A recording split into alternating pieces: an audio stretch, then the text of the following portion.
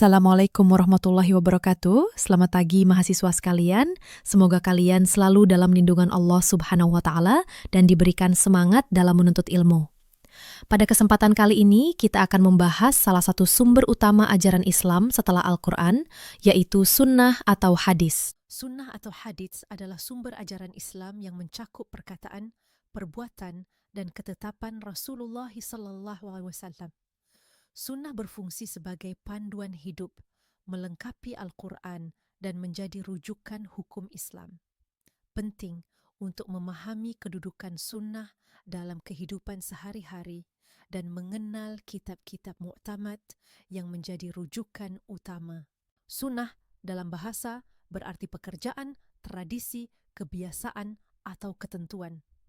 Secara istilah, sunnah mencakup semua perkataan, perbuatan, dan ketetapan, takrir, yang berasal dari Rasulullah Sallallahu Alaihi Wasallam. Ini menjadi panduan penting dalam kehidupan umat Islam, melengkapi dan menjelaskan ajaran Al-Quran. Sunnah qauliyah adalah ucapan Rasul yang didengar sahabat dan disampaikan kepada orang lain. Sunnah fi'liyah mencakup perbuatan Rasul yang dilihat sahabat dan diteruskan. Sunnah takririyah melibatkan tindakan atau ucapan sahabat di hadapan Rasul tanpa respon dari beliau. Ini adalah klasifikasi sunnah berdasarkan bentuknya. Dhaif adalah hadis yang tidak memenuhi syarat-syarat syahih dan hasan. Hasan menurut Al-Tirmidzi adalah hadis dari 2 jalur tanpa perawi tertuduh dusta dan tidak menyalahi syahih. Syahih adalah hadis musnad dengan sanad bersambung diriwayatkan oleh perawi adil dabith tanpa kejanggalan ataupun cacat. Klasifikasi sunnah hadis berdasarkan jumlah rawinya mencakup mutawatir dan ahad.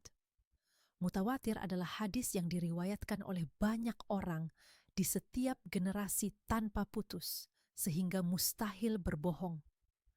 Sementara itu, ahad adalah hadis yang diriwayatkan oleh 1 atau 2 orang, tidak mencapai tingkat mutawatir atau masyhur. Sunnah hadis ahad diklasifikasikan menjadi 3 jenis. Masyhur diriwayatkan oleh 3 atau lebih individu pada 1 tingkat, tetapi tidak mencapai status mutawatir. Aziz dengan setidaknya 2 perawi di seluruh tingkat, dan gharib diriwayatkan oleh 1 individu.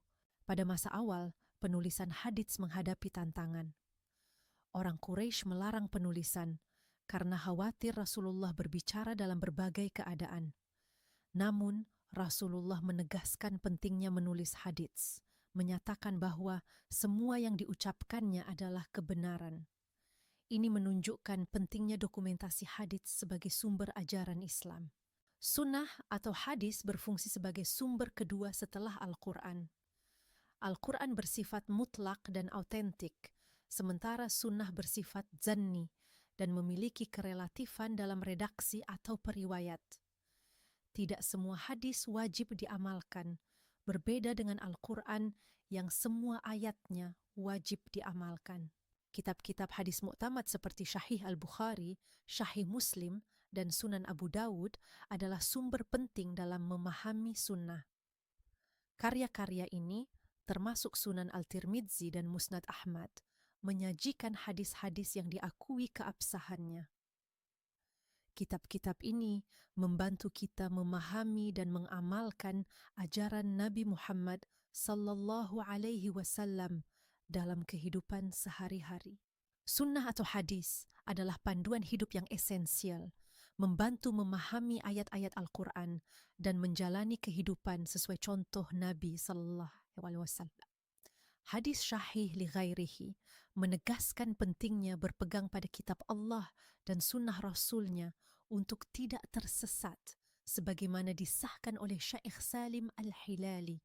Demikianlah pembahasan kita tentang sunnah hadits, mulai dari konsep, klasifikasi, sejarah, hingga penerapannya dalam kehidupan. Terima kasih atas perhatian dan partisipasi kalian. Wassalamualaikum warahmatullahi wabarakatuh.